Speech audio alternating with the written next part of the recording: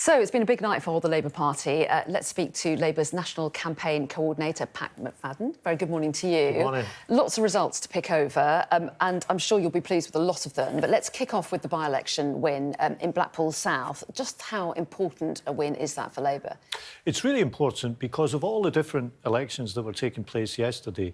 This is the one where Rishi Sunak and the Conservative government were directly on the ballot paper. Not any local election factors or mayoral personalities or anything like that. In a by-election, it's the government that's on the ballot paper. And when that happened, we got a stunning victory with a 26% swing, and the Tories struggling even to come in to second place. So we're absolutely delighted with the Blackpool by-election. They would say, though, there were unusual circumstances, the nature in which the Tory MP had to stand down in a lobbying scandal. They also say Not that unusual these days. Well, they also said that a lot of people stayed at home as well, something that wouldn't happen in a general election. They would say you can't take too much from this by-election result and transfer that onto a general election, because the same thing might not happen. Well, if they want to take comfort from all of that, you know, they're welcome to do so. There's going to be a lot of counting over the next few days, a lot of claim and counterclaim. And through all that, the thing that we'll be looking at most is what is the picture in the key battleground seats that will be decisive at the general election. The overnight evidence is we're doing well in those, not just in Blackpool, but in places like Thurrock or Grimsby or Southend-on-Sea. These are critical constituencies come the general election.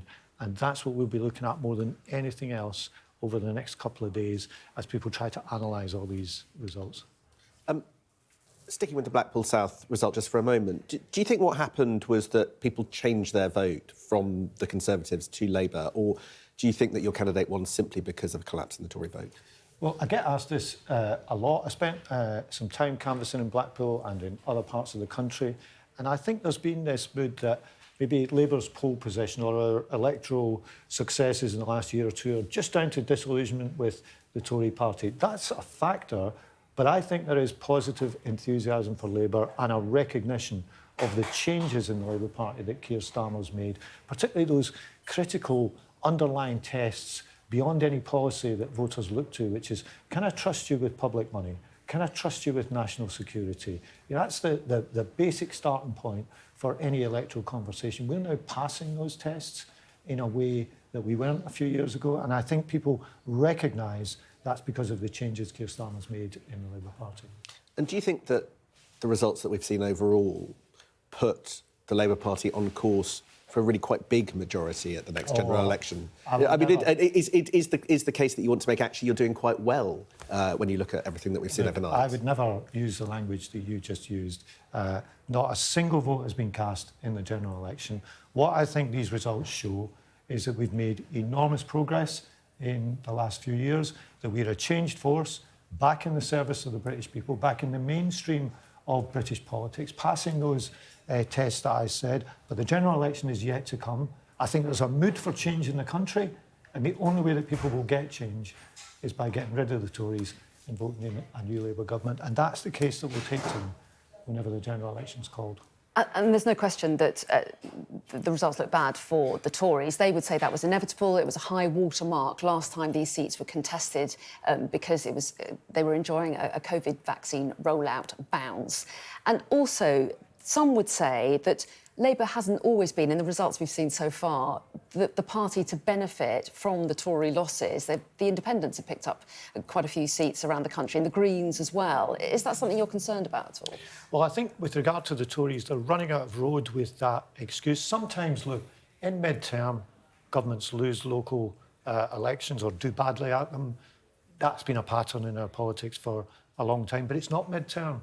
It's the eve of a general election, so it's difficult for them to dismiss these results in a way maybe they could a year or two ago.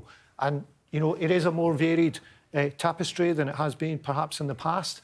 But what will really matter, as I said, when all the dust settles and all the analysis is done, is what is the picture in those critical marginal constituencies? Because they will decide whether we get another 5 years of the Conservatives or a Labour government, and that's where the battle is really going to take place. In that case, what happened in Harlow on Tuesday, Keir Starmer went to Harlow and saw my colleague Beth Rigby, and when they were there, Keir Starmer was saying these are exactly the kinds of places that we need to win, and then perhaps defying expectations, you didn't pick up the council.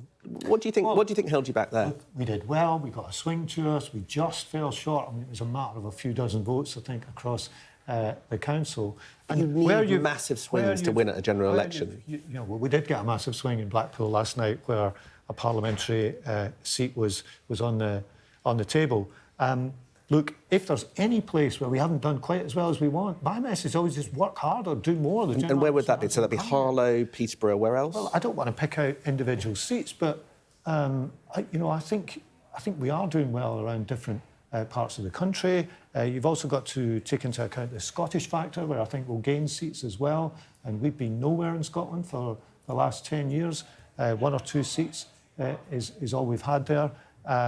And I think we're going to be making gains there too. So in different parts of the country, we are doing well. We've made progress. I'm the first to say there is still work to do, and winning a majority at a general election is not an easy thing to do, but that's what we are going to be fighting for whenever the Prime Minister calls the general election. Can I just ask you about Labour's stance on Gaza? Is that proving to be a problem at all? About 100 Labour councillors quit the party over it. Some of them stood as independents. Are you worried about losing the support of some voters over that? I mean, Oldham, for example, that you've lost control of Oldham. It's gone to no overall control. Do you think that could be one of the reasons why there? I think it is a factor in some parts of the country. I think there's no point in denying that. And I understand why people feel strongly about this. Thousands of innocent people have been killed. People want it to stop. They want to do something about it. And if there's a case or parts of the country where we've lost support on that issue, then we will work hard to regain it. But it is a factor. There's no point in me denying that. I think overall, we're still doing really well. And when all the votes are counted in a couple of days' time, I'm sure that picture will be maintained. But this is a factor in some parts of the country. Do you need to do more, though, to win back those votes that were lost because of the Gaza issue? Are these people that will automatically come back to you for a general election? Or does Labour need to evolve its position further to show those voters that it does care more about what it's doing in Gaza? Do you admit that it went wrong? There's nothing automatic in politics. In terms of the position, what Keir Starmer set out is we need 2 things since the beginning of this phase of the conflict about 6 months ago. One was that Israel had a right to defend itself, but the second was there had to be a better future for the Palestinian people.